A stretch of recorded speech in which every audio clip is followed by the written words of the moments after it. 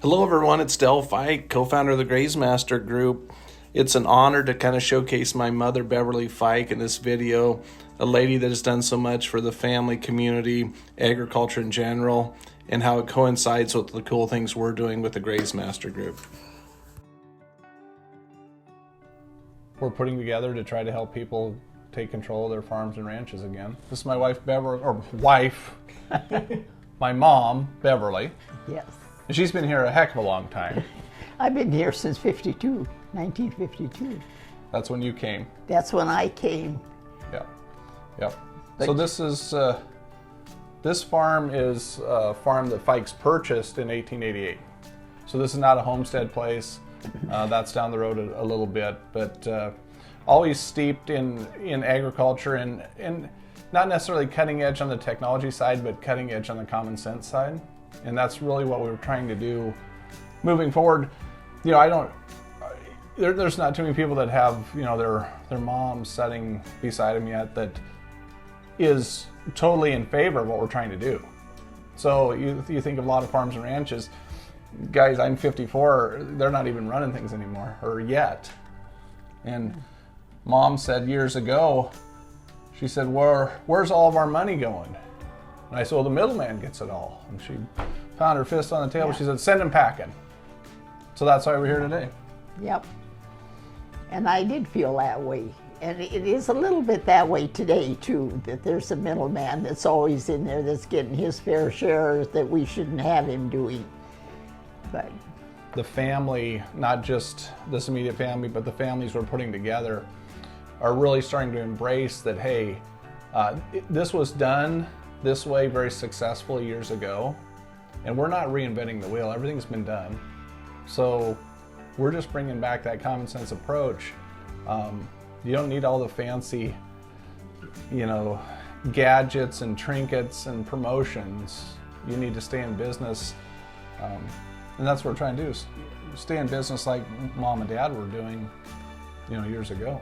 you have to find ways to make what you've got work better for you, and that's eliminating all these expensive things. So then we go back to trying like cover crops and things like this, which I think is working for those that'll, but they think they need that money off of that crop that's on that ground rather than putting it in. I think they're gonna have to realize that they've got to change.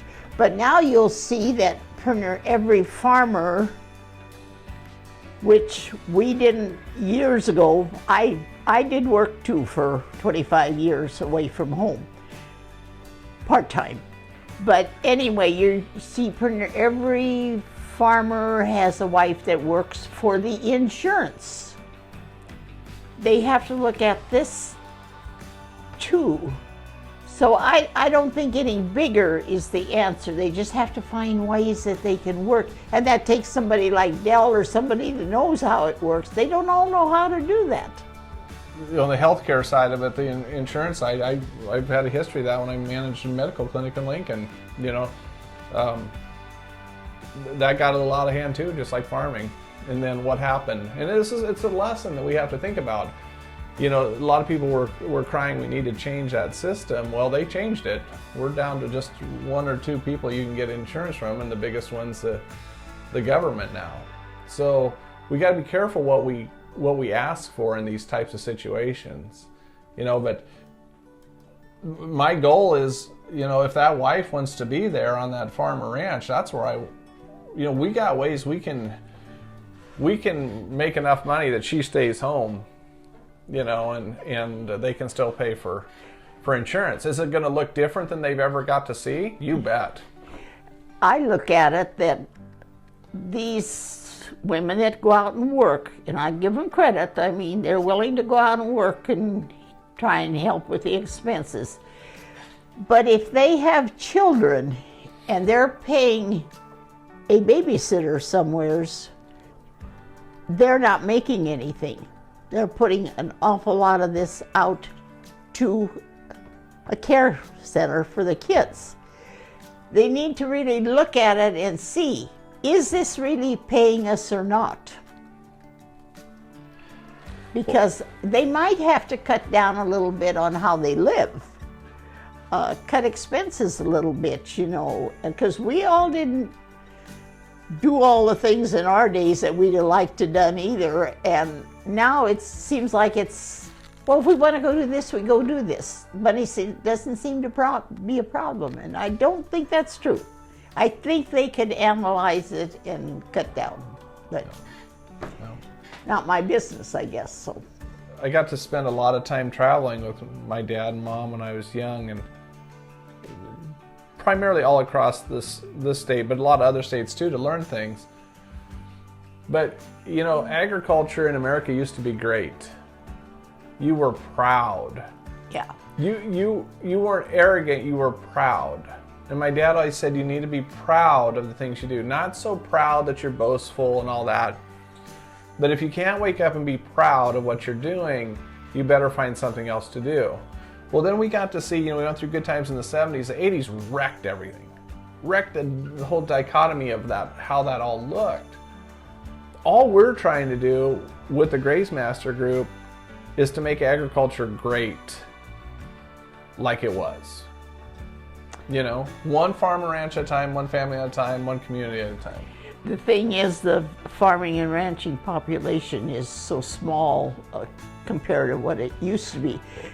You know, every community was farmers. Not so anymore. So, well, you look at this pile of receipts on the table from when my dad started selling seed in 1959. He had 93 seed customers, and his area was only 5 miles each way. yeah. 93 people. So wouldn't that be kind of cool to have 93 people again? And this system will break that we're in. It will break because every civilization has risen and fallen when we depleted the soil and the resources, the water, and things like that. You know, how many years do we have? Well, I'd hate to think that we have to put a time on it. I'd rather work with people like we're doing in the Grazemaster Group and really get that stopped right now. There's no reason for our demise when we know better. Well, I think I would like ag to look like, in an ideal world, hands-on and healthy. Why wouldn't you want each person in these family farms and ranches to be involved the way it used to be? When I was a kid, there'd be 3 generations on those ranches we went. Oh. Always. Yeah. You know, there was always plenty of people around. But, you know, we started to replace that with technology that costs a lot of money. Technology took people's lives away when we think about it. You know, when somebody rents another 2,000 acres, do they hire more people? No, they get more technology. So ideally, like it is here, my granddaughters are hands-on. My oldest granddaughter can build temporary fence better than most people I know. When she was in kindergarten, they asked what she wanted to do. When she grew up, she says, I want to build fence. Like, duh, that's what we do. We build fence. But, you know, without farm-friendly practices, how did the kids learn? Well, most of them think milk comes out of a store in a bottle and don't know where it comes from. And you know, you can't blame the kids. That's just the way our modern world is now. I mean, they don't realize what... There's a lot of adults that don't realize that too. Well, yes, I guess that's right too, But when you think about the activities, this is a crazy scenario. I remember talking to somebody at some convention I spoke at, and I don't know, I was talking about like barn cats. And they're like, well, we don't have... I remember when I was a kid, my grandparents had barn cats. Well, they don't even have a barn anymore. You know, everything's industrialized. So the basic things that we learned as kids, and like my granddaughters are still learning, has gone by the wayside in the honor of progressive agriculture. So we have to maybe be a little bit not as progressive in agriculture. Maybe we need to have more barn cats. You know, maybe we need to have more jobs that the kids can do on a farm. You know, a 4-year-old kid's not going to drive a 250 horsepower tractor, but I can yell at my granddaughters, yell at them. I can yell, go shut that gate, and they're over there shutting that gate, or you know, shut that water off, or we're going to go move cows over here. But part of that is so many people don't have that opportunity. They live in cities and things, and the kids don't have the opportunity. If they don't have family that lives on a farm or something, they have no way of finding all this out. So it's a little difficult to... Well, those people are actually... I'm going to say this because it's just what I need to say, but a lot of times people in town anymore know just as much about the way agriculture used to be as some of these guys farming big. Probably. You know, I've talked soils all over this country and halfway across the world, and they said, who is the best person that understands soil? I said, that old lady in New York City that's got one tomato plant on her patio. She understands healthy soil because she touches it. Farmers don't touch soil anymore. We don't touch it, we don't live it, we don't breathe it, it's not within our heart. We're all from an agrarian base. God created us coming from the earth, you know, and we forgot that. How do you breed that out? God put that in us. It's not bred out. It's still in every person. It just takes a little bit of unlocking. But I think there's a lot of, like you said, the old lady with the tomato plant. I think in the last couple of years, of course, some of that probably has something to do with COVID too.